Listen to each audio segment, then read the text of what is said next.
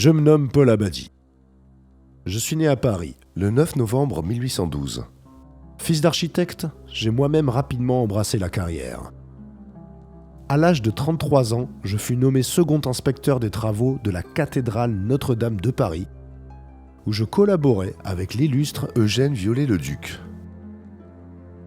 Puis, mon poste d'architecte pour les diocèses de Périgueux, Angoulême et Cahors m'amena en province où je projetais et bâtis plus d'une 50aine d'édifices.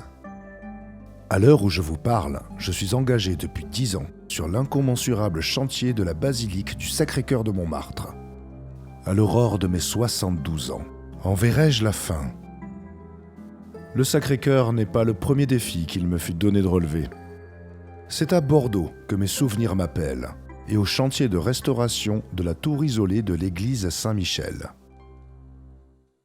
Ce clocher hors œuvre a subi au cours du temps de nombreux dégâts. Tremblements de terre, foudre et ouragans. Amputé de sa partie supérieure en 1768, il offrit quelque temps une terrasse de choix au télégraphe Chappe. Pourtant, ce clocher-tour avait ses protecteurs. L'État le classa monument historique en 1846 et le cardinal Donnet, mon ami, appela une nouvelle fois à sa reconstruction.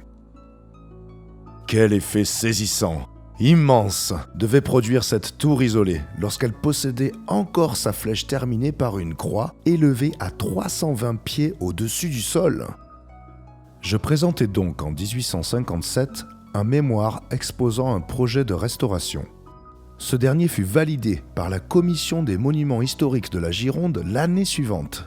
Mais ce n'était que la première étape d'un long et complexe chantier. L'œuvre de restauration paraissait si grande que j'osais à peine le concevoir. C'était un malade condamné depuis longtemps et qu'on laissait mourir. J'avais tout d'abord projeté de simplement restaurer les maçonneries abîmées et de reconstruire les éléments médiévaux disparus.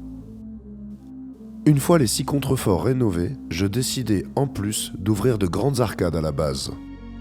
Mais le haut de la tour était fort dégradé. Je décidai donc d'épaissir la base de la flèche et de la renforcer. Je fus certes informé de légères fissures au pied des contreforts, mais cela ne me sembla pas de nature à retarder le cœur du chantier, la reconstruction de la flèche.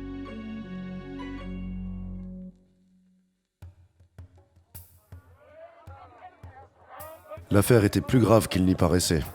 Une commission municipale fut aussitôt constituée et eut la charge de surveiller les travaux.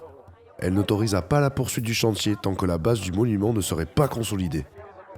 Messieurs, la meilleure chose à faire est de renforcer les piliers par l'intérieur. Ainsi, nous conserverons la silhouette de la tour.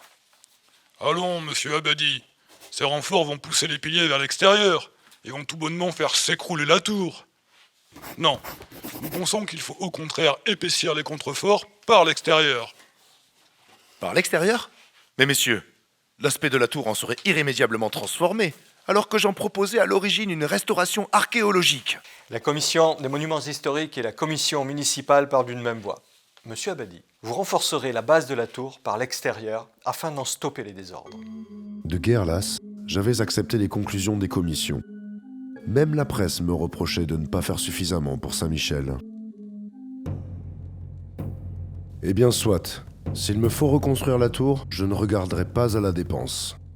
Je fis donc doubler maçonneries et contreforts avec cette pierre dure que l'on extrait à Saint-Macaire. Je fis également construire une nouvelle tourelle d'escalier et poser au sommet de la flèche une enrayure de fer pour soutenir les 500 kilos de la croix. À la fin de l'été 1865, la flèche fut enfin terminée. Je m'attachai alors à la recherche de sculpteurs pour les 6 statues monumentales qui viendraient terminer mon œuvre, incarnant de grandes figures historiques du diocèse. Enfin, une voûte en briques ferma la chambre des cloches et le beffroi put accueillir son carillon. C'est le cardinal Donnet lui-même qui ordonna la cérémonie du 9 mai 1869. Comme il le dit lui-même, c'est plus que l'orgueil de la paroisse, c'est l'orgueil de la cité dont il était question ici. Je me plus alors à lui répondre que dorénavant, ce clocher n'appartenait plus exclusivement à la ville de Bordeaux. Il était à la France, témoignant de la grandeur et de la variété de son génie.